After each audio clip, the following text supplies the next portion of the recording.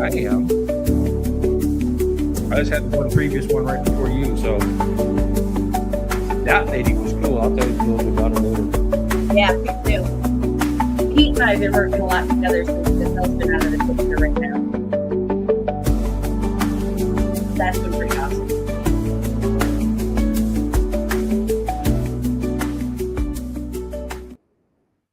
Welcome to Rock and Recovery. Your host is Jay.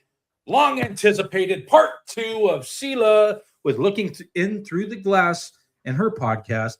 This is part 2. So everybody hold on to your edge of your seats. It gets crazy. It gets wild. It does. That's what she tells me. So I'm going to let you guys know that it basically, if you want to look for a horror film type story, this is what it's going to be like. I'm all in for horror films. Let's go. Yeah. I just want to let you know to take it easy, SELA. I know how much the first time took out of you, and I'm always here for you. Just remember that. And if I have to, I'll just stop it. If we start feeling too much, I'll stop it. Not a big deal. I appreciate that. I really do. And I know you're there to take care of me, Jay, and I appreciate that. But this part is actually much easier for me to tell than the first half. All right. Well, yeah. Everybody knows this is my good friend SELA in Texas from Looking In Through the Glass and her podcast. Take it away, SELA. All right. So we're going to go ahead and skip all the drama stuff with Josh because that just doesn't need to be looked into. If people want to ask me, they can ask me questions anytime. And if they want to know more, I do have my YouTube. So, but anyway, so we're going to go to 2015. I am with my now current husband, but we had just barely been together maybe a year. I was still in active addiction because every time I tried to quit, because he didn't know I hid it from him, it would end up in a fight because it looked like I was just being lazy and laying around. You know what I mean? I'm sure if I had told him, things would have been different. Hold on real quick. Joey, you rock, Joey. If you're around and you can hear me, you're awesome, Joey. I just had a shout out to freaking SELA's husband, Joey. He's the man. He is. He absolutely is. If there's one gift that I believe that God gives is the gift of faith. And through everything that I had went through, I really held on to the faith. Faith was something that just kept me going. Like I just knew one day God would save me from all of it. You know what I mean?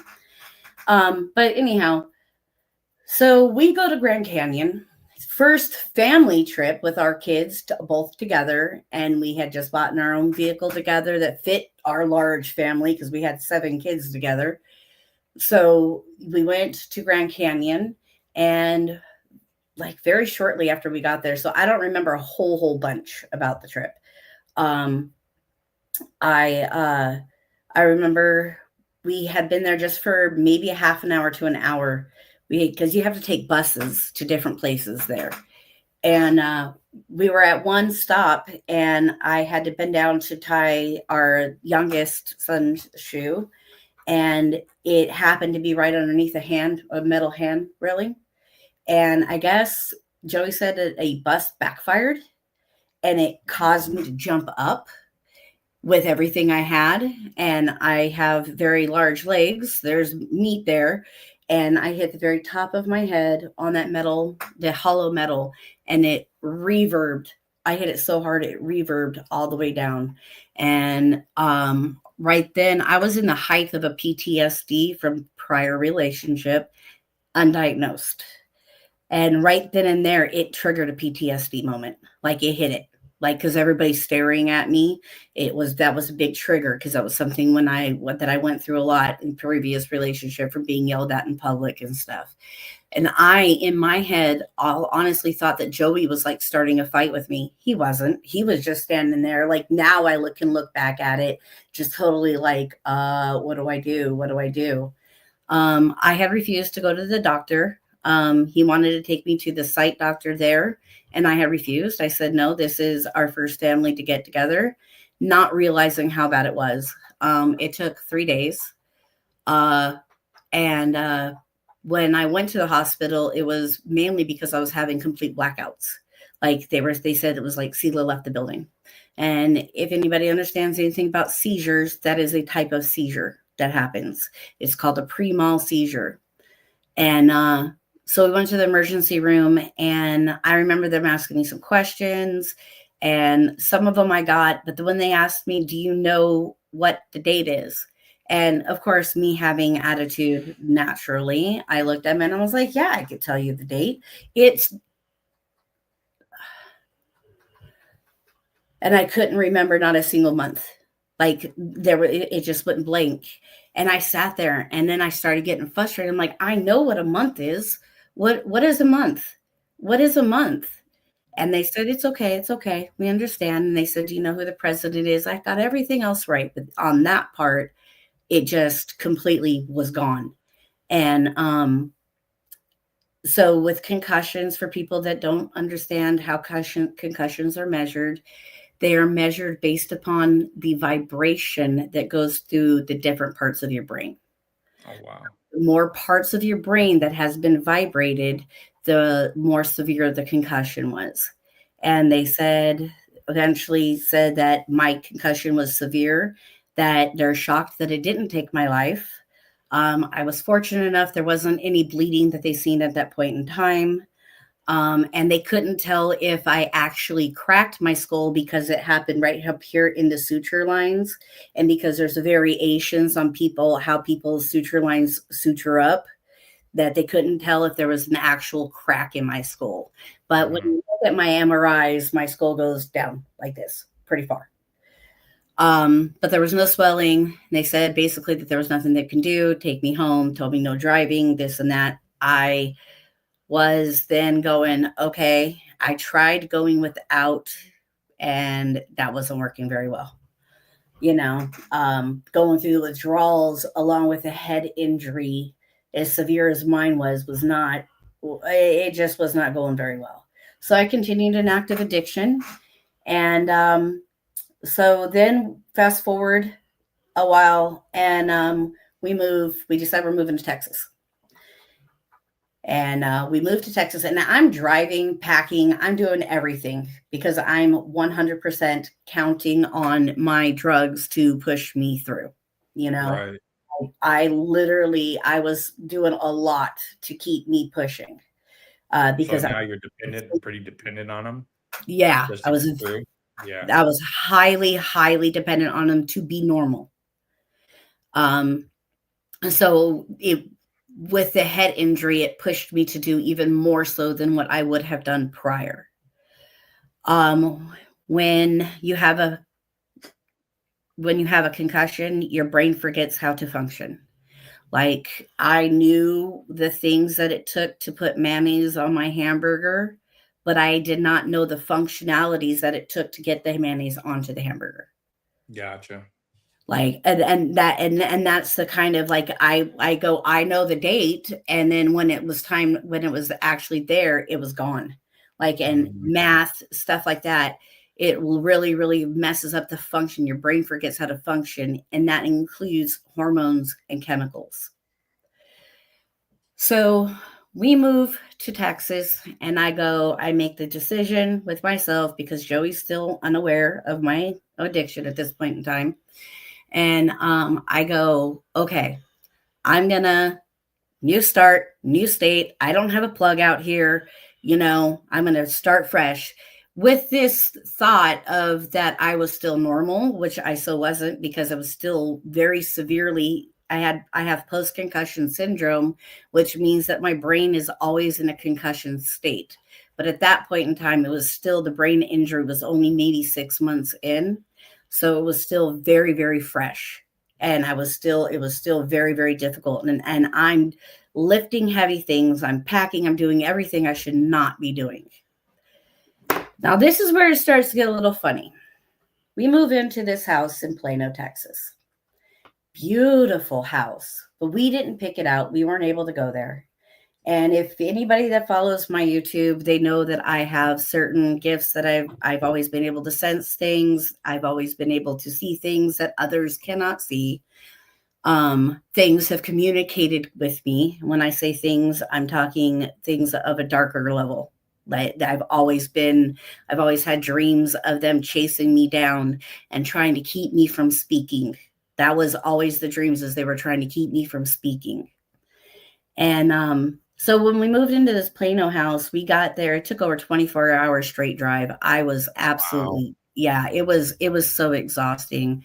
We got there sometime like 8 o'clock in the morning, and we didn't even unload the trucks or anything. We just got out some air mattresses and we all went to sleep.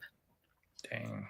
And while we're asleep, we woke up, and my husband, knowing that I have had interactions with supernatural things my entire life, understanding it and seeing it firsthand himself, goes, "Hey, I didn't detect anything. What about you?"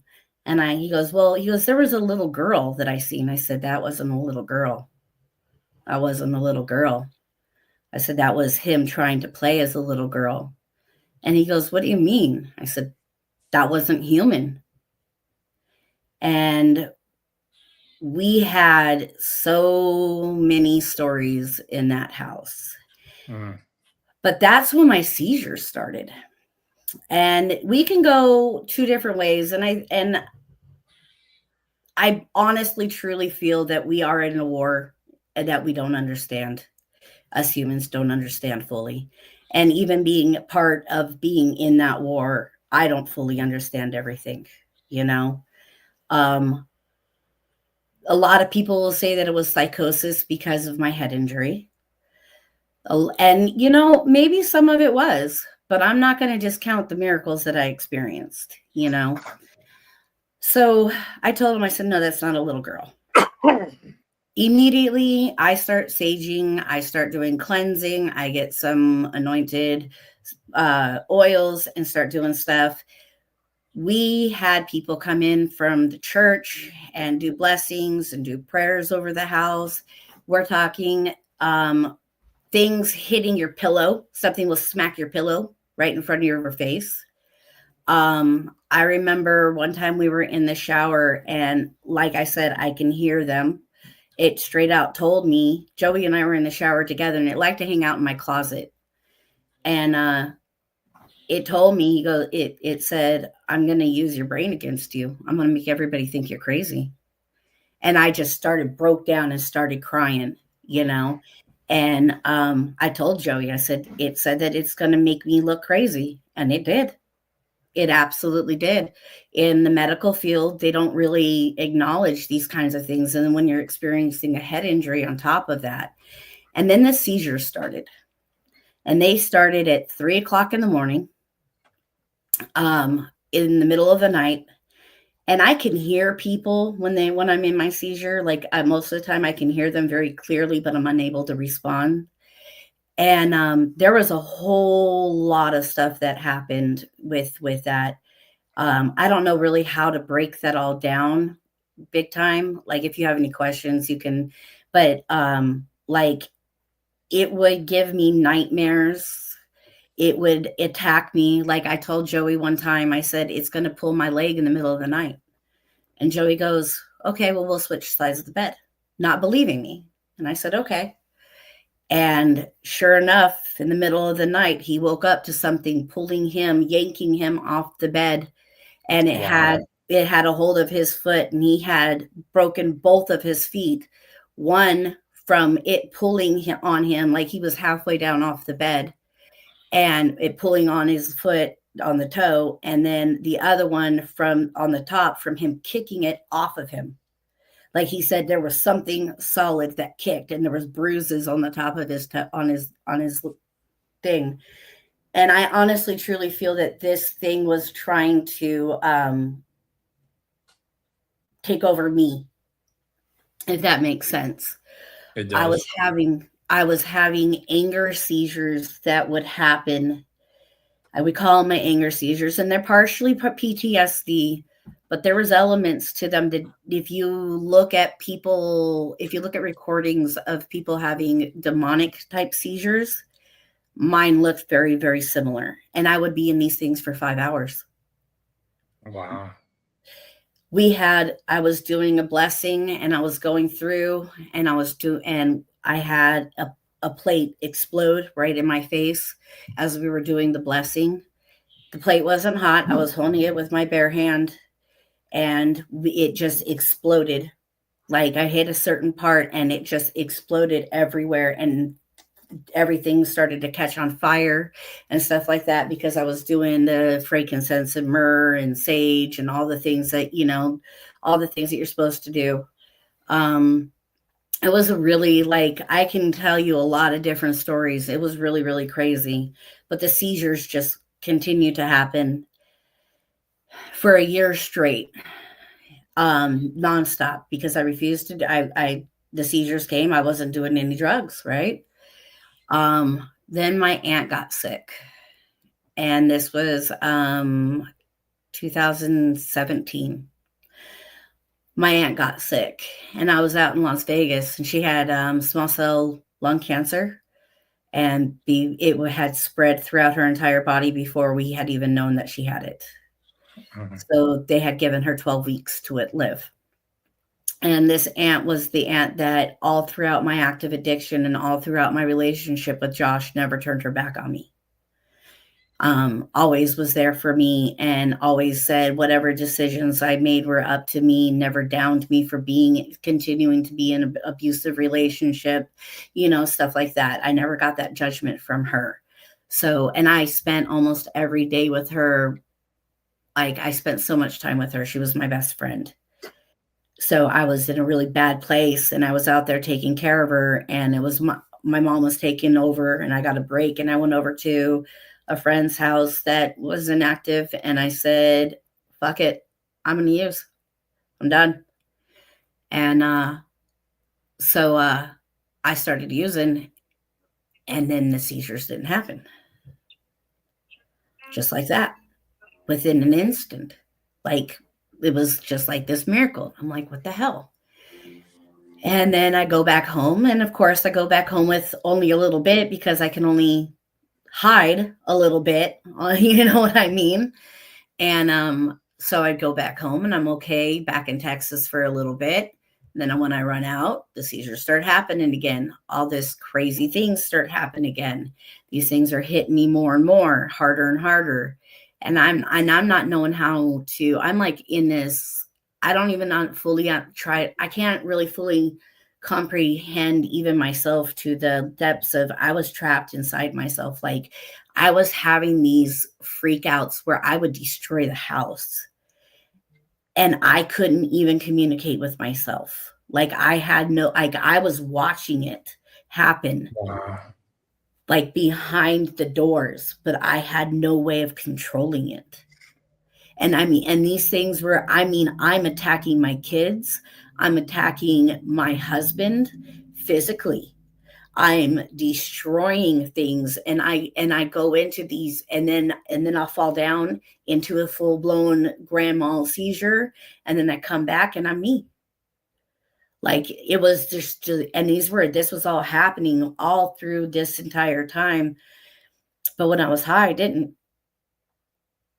When I was high, it didn't happen. I didn't have the seizures.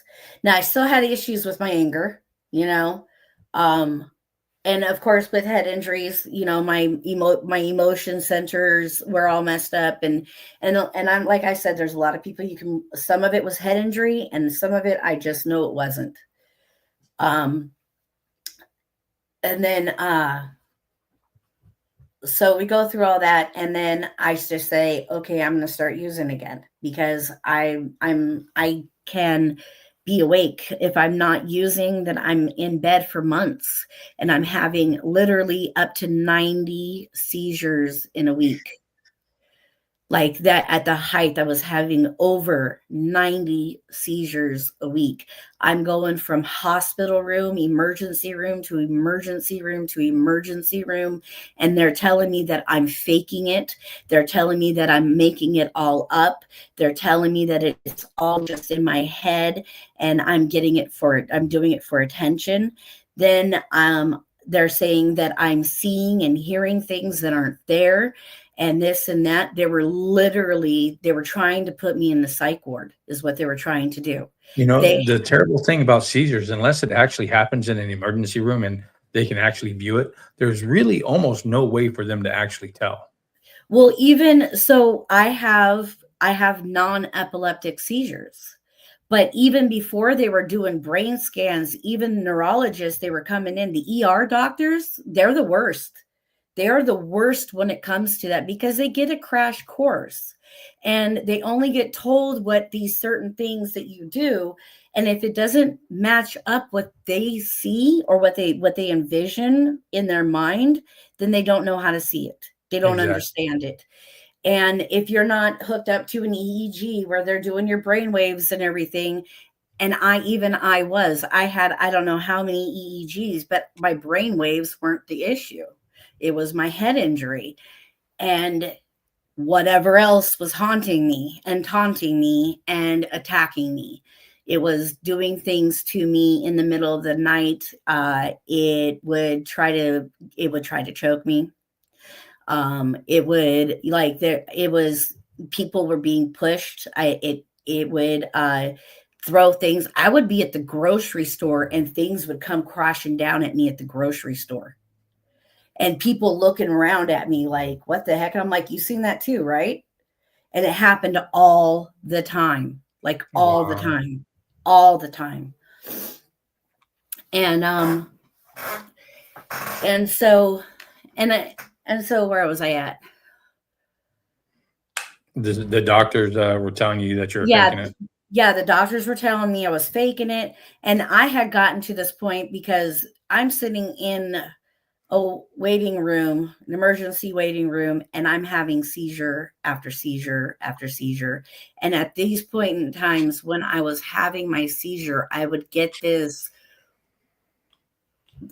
all of a sudden emotion of despair, just like absolute despair. And it would make me cry. So like I had just lost my child type thing. It would make me wail out and be like, like that. And then I would go into convulsions and stuff. And then when I came out, I would cry like that again. Wow. Everybody in the room, in the emergency room, noticed, recognized that I was having seizures. But when it came to the ER doctor, he was too busy looking at his watch. And I looked at him, I said, as I'm trying to talk to him, and at this point, I literally had bitten off almost part of my tongue back here was just dangling on. And Joey had taken me, he would go to work, he would do all this research, and then come home and take me to another place. And that's how our days were spent for months. And I'm just and I'm the type of person when I get in an argument, and we were getting in a lot, I like to walk away, and I couldn't. And in that, Joey trying to keep me from walking away would trigger my past, and I would come out swinging. And I don't swing like a girl. You know what I mean? I do not swing like a girl. I go straight. I know how to punch, and then it would turn into, well, now he just got decked in the face. And what's the reaction to that? You know what I mean? So it would turn into these really bad brawls. And it was just, and it was all happening so fast. And I just hated myself. Like the words that I was telling myself, now I know it wasn't me, but at that time,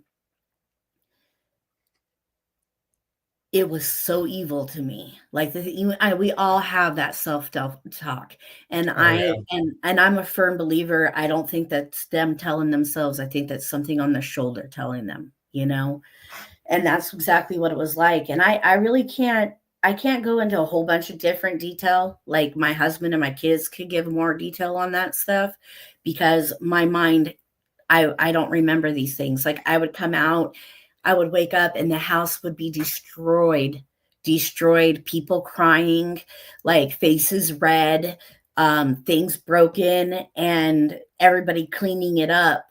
And here I am. So imagine being a mom and knowing that you're doing these kind of things, but not being able to control it.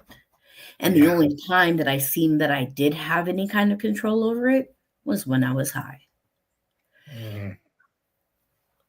So we'll fast forward. We move into our house where we are now. Okay. Also, I was on a ton of different medications. They had me on like 11 different medications at one time. And I'm trying to commit suicide left and right. I'm taking pills with nobody looking, with no thought process, I mind you, and just going like that with a bottle of my medications, and then grabbing another one, trying to do another one. I don't know how Joey got to me as many times as he did. It was pure miracle that he did, and I never once got a single pill down my throat. Like that Again, man. shout out to Joey. Yeah. Joey, you the man. Like, and I would hear him. Like, I remember one time, this is the one time I do remember trying to commit suicide. We were in a really bad argument, and he got up at 3:00 in the morning to go to work. Okay.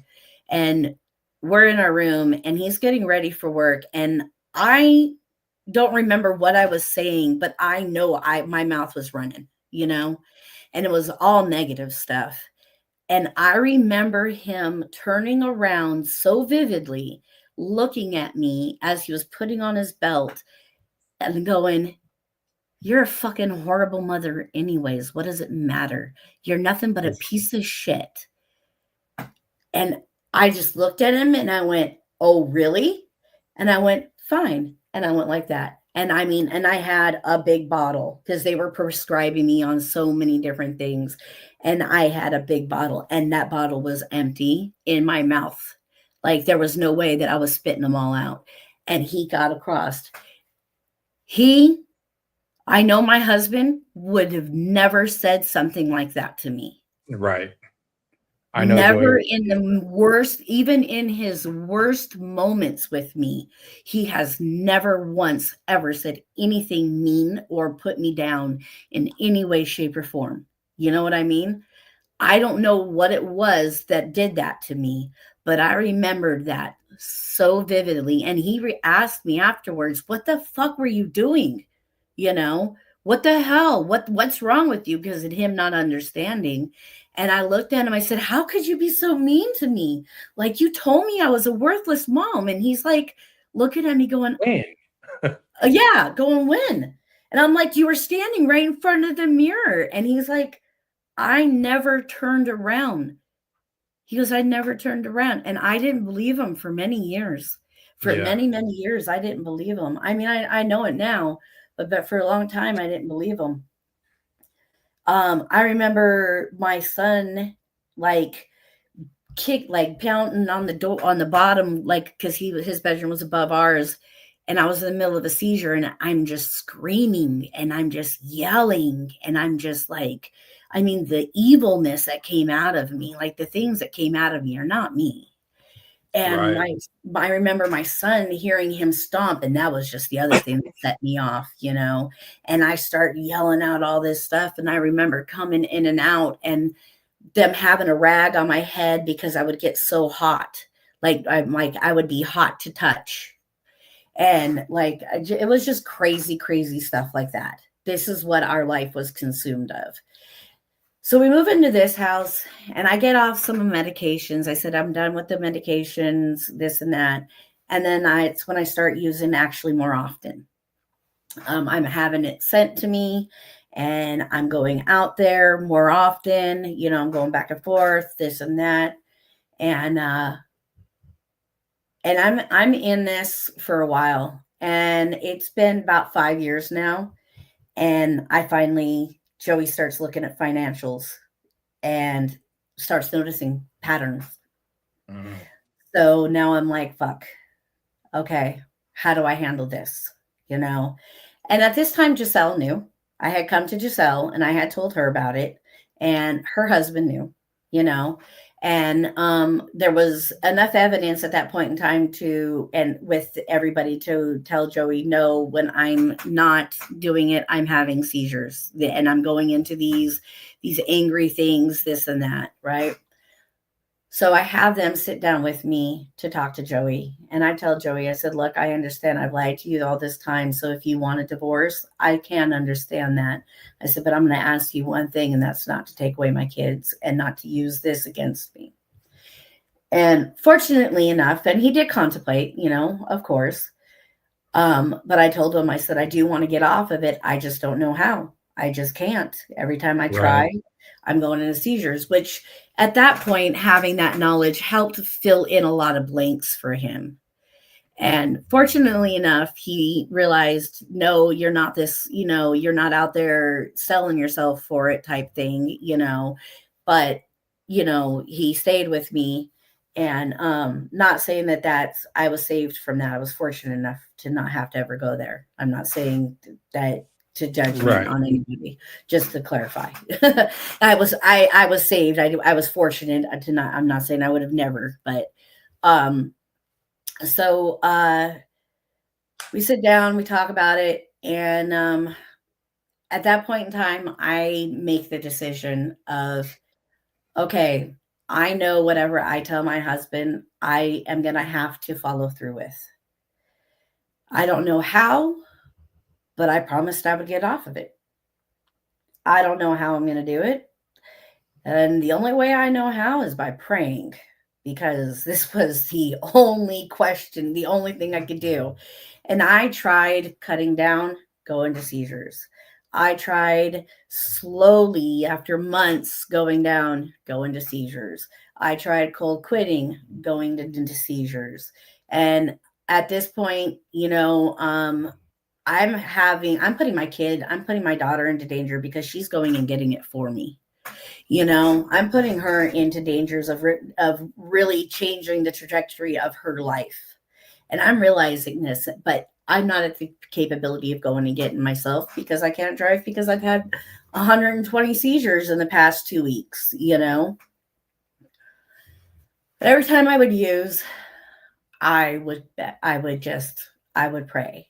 Then I started diving more into different things that I could do religious wise, and I started doing religious baths, or doing, and also to learning about trauma things. I started diving more into learning about narcissistic abuse so that I can start getting different answers for myself. Because every treatment center that we looked up was not a nice place for me to go. It was either they didn't accept you if you had a seizure disorder, or if you did go into seizures, then it was, you're not going to get the things that you need, that I needed to help pull me out. And you're just going to Right. go through them until, because it's considered a DT basically. It was not a pretty thing. And I also, because of prior experience, I told Joey, you're not going to go ahead and use that against me. So fast forward, I'm praying constantly. I'm not getting anywhere in the physical realm. I'm still doing, I go out, I have my certain amount. Sometimes I do a little bit more, sometimes I don't. But I have my regimen, my monthly regimen. I go out and I get this much, and I'm allowed this much, all that. And I'm maintaining this and that. And then that's when I started really diving into narcissistic abuse. And then I really start diving into different things about exorcisms, and a little bit more. And don't mind you, I'm still going through a lot of things with things are happening at my house. Things are flying off the walls here, like, and just smacking me in the back of the head off of I get mad and literally things go flying off the shelves.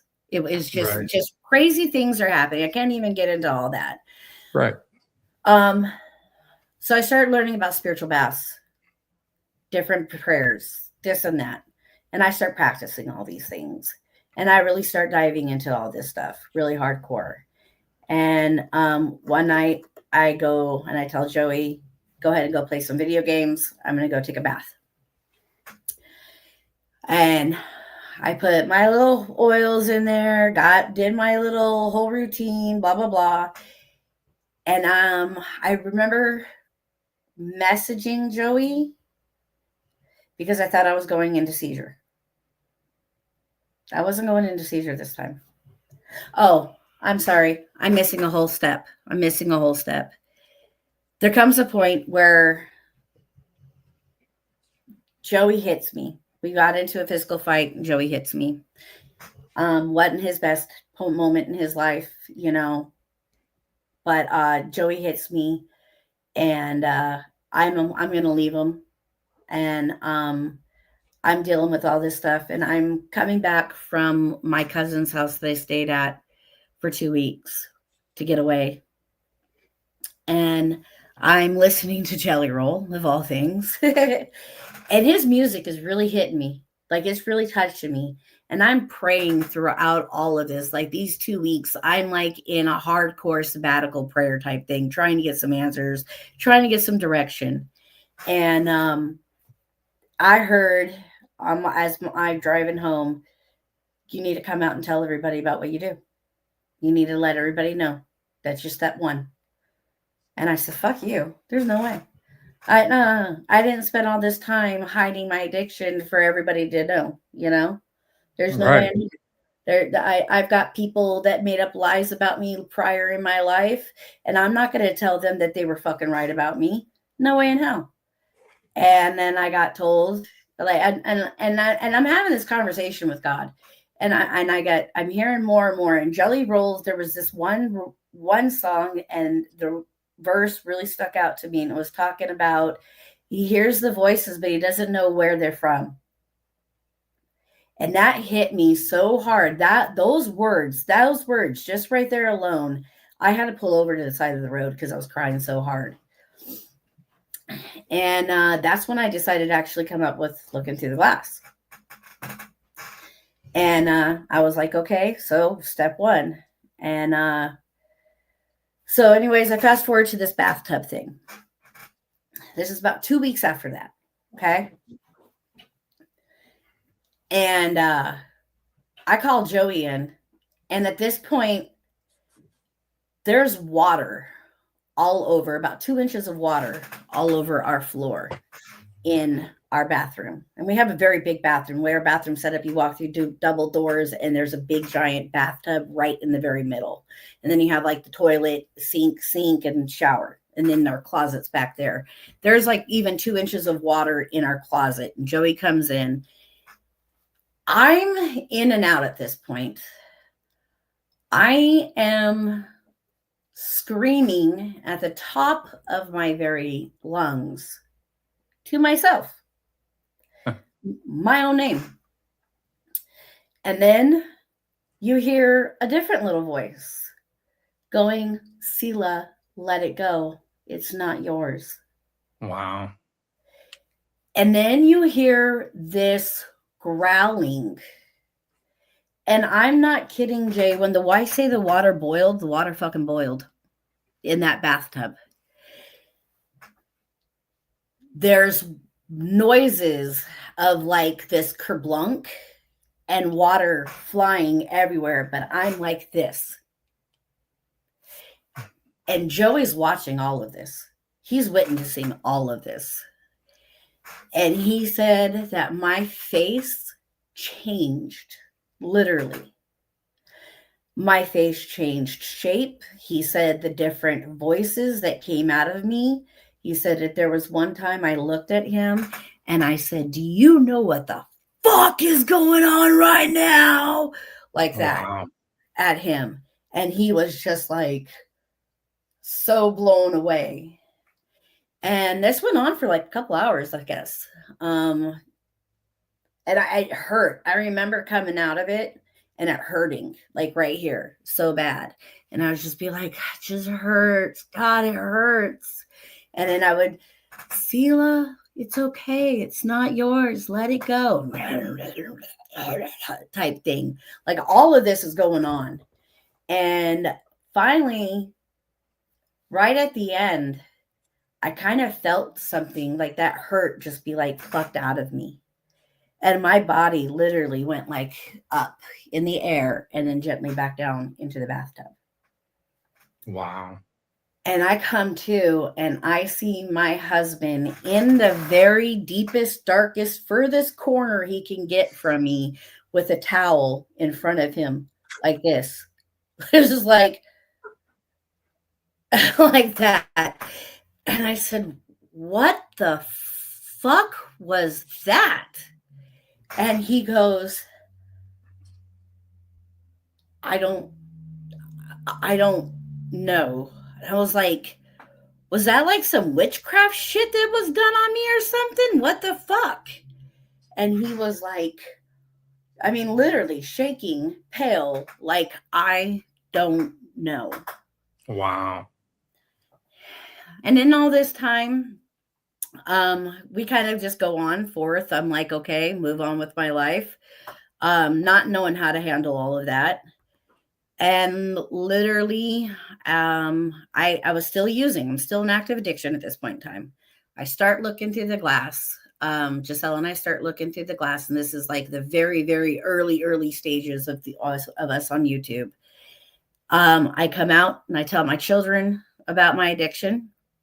My youngest daughter looked at me. I was so scared. She looked at me and she goes, "That's it?" I was sitting there trying to think of a place to bury a body. So I was like, well, I'm glad to know my kids are like, that's no big deal, and they all were. They were like, you're still mom. And then 2 weeks later, I was in the bathroom and I was at the end of my bag, and I was told, I got the direction of, this is going to be the last one. And I said, okay. And I quit. I didn't have any seizures from it. Don't get me wrong, I had some withdrawals, like the tiredness and stuff like that. But I didn't have any seizures because all I prayed for every time, and I mean every time I used, God, please, I just meet me halfway, just make it a little bit easier, and I promise you I will get through it, And so there's my crazy supernatural how I got free. So how long you've been sober now? Almost 600 days. What's today? Today is the 21st. Friday? Shit, I don't know. 593 days today. Let's go. So when is your sobriety date? My sobriety date is April 6th, 2024. Nice. Mm-hmm. That's an incredible accomplishment from everything that you've gone through. It doesn't, it's not without complications. I still wrestle with the emotions. I still, but I started looking through the glass because it was there's not enough people talking about the hard parts of it. Right. And I was willing to show the crying, the snot all over my face, messiness, all of the things that I went through. But when I know people might discount what I went through. I want to discount what I went through, in all honesty, but I can't. Honestly, yeah, absolutely. Yeah, I can't. I absolutely cannot. It was literally a prayer answered, and I can't turn my back on the miracle that I was given, because in that 593 days, I not only was able to quit doing methamphetamines, and I was doing a lot. Like my levels were up there pretty hard, and I went cold turkey. But not only did I quit doing methamphetamines, I am now without any medications, pharmaceutical medications at all whatsoever. There's only awesome. Yeah, and that's all, that's all was in my prayers. God, help me get to where I don't need all this stuff, help heal me. And it's not without it's, don't get me wrong, it's not, I have to put in the work. Right. Is that so you say that, have you ever had a craving or a trigger that made you almost want to go back? Yeah. So about 2 weeks after I quit cold turkey, I still had all of my tools, right? because I had tried quitting so many times. We knew that it was just, the longer it was without my system, the more chances that I was going to have a seizure. So I still had my tools just in case. And Giselle was supposed to come over here for a recording. And for some reason, her and I got into a big fight, like yelling, screaming fight, which is not something we typically do. And she hung up on me. And I was sitting here on this seat right here. And I was like, and the thought came in my mind. And that's where I wanted to run. And I said, nope, not doing that shit. And that's when I had my burn ceremony. And there's a video of it on YouTube where I put all of my utensils, you know what I'm talking about. And I put them all in one bag, and then I put it in a few grocery bags.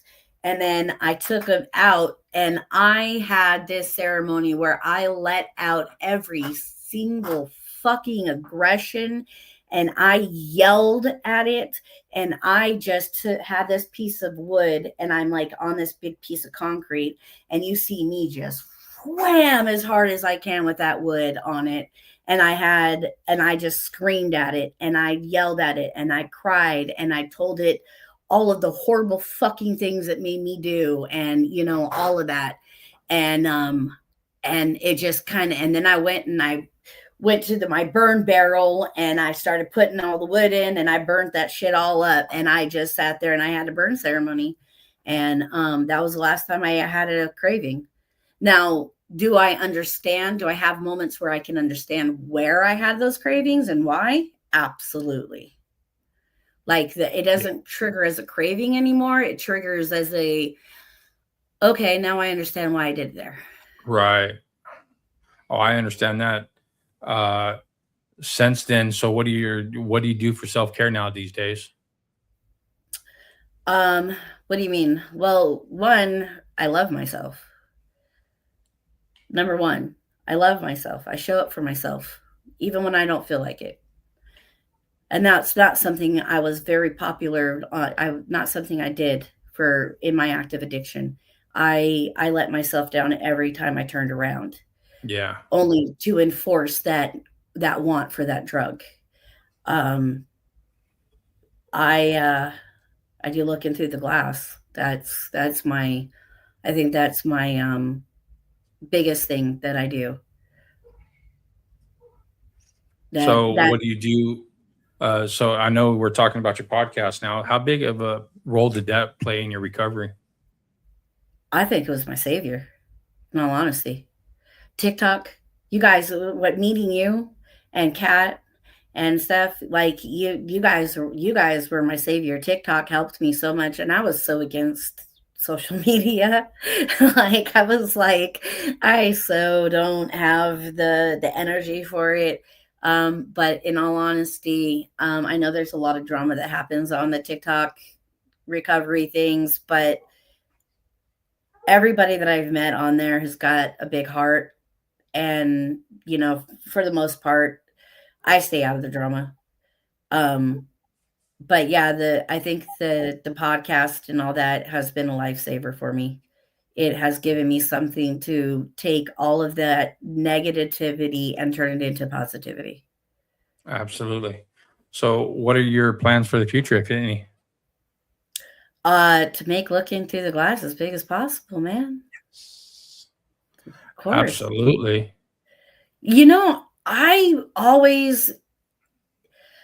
I never seen me doing something like this. I just wasn't like, I had to do a whole lot of practicing things, in order to be able to do this.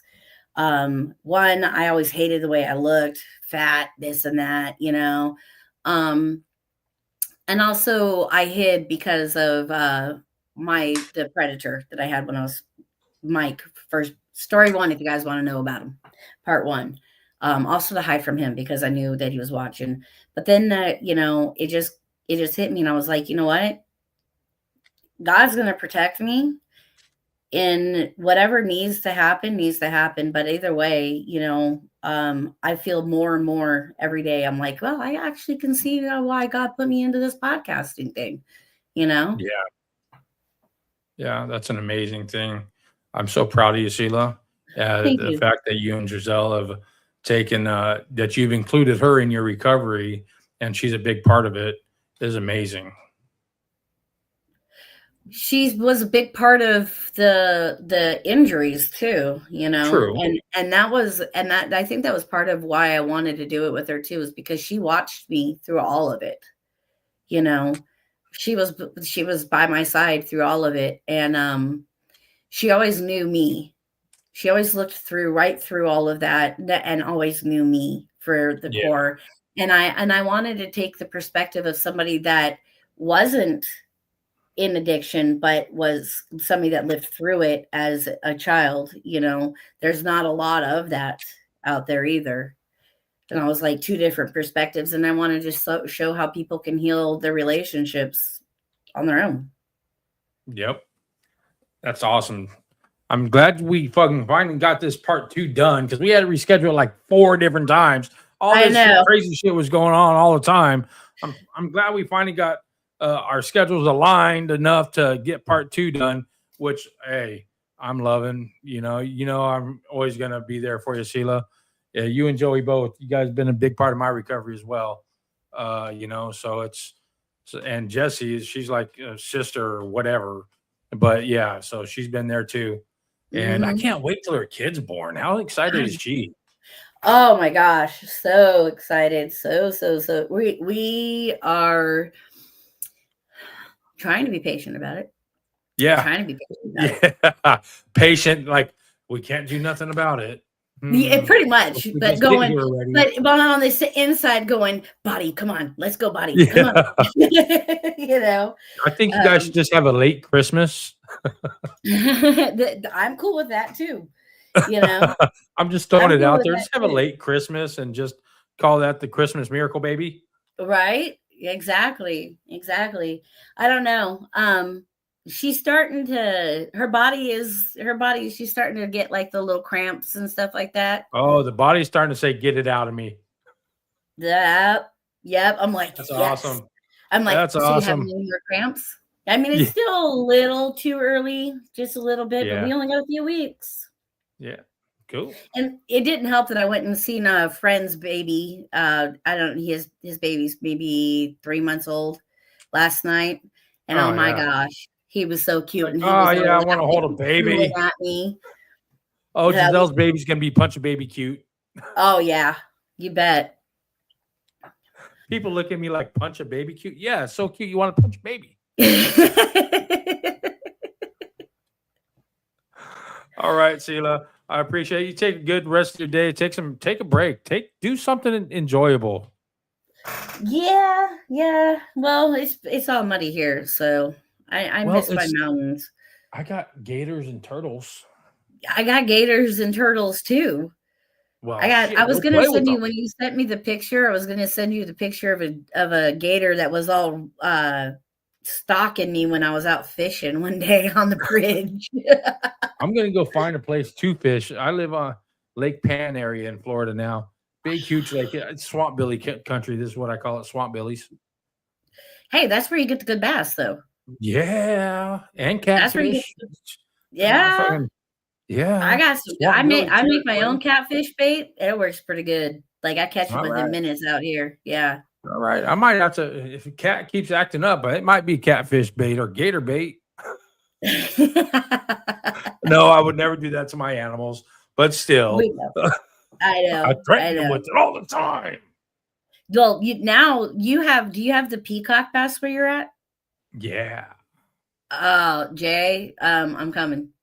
I love largemouth bass fishing. I love largemouths, but those peacocks are like super extra size largemouth.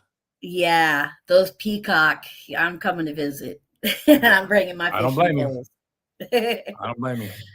Well, SELA, take a good rest of the day. I know it's only like 2:00 there now. Yeah, it's 2:00. Are we on the same time zone yet? No, it's 3:00. You're an hour it's just ahead. turning 3. Yeah, you're an hour ahead. Not too different. Yeah, I'm still in the future. Yes. You take it easy. We're out of here. And that's Rock and Recovery for the rest of the day. I'm glad you guys stayed and listened to part 2. See you tomorrow. Or wait, tomorrow's Saturday. See you Monday.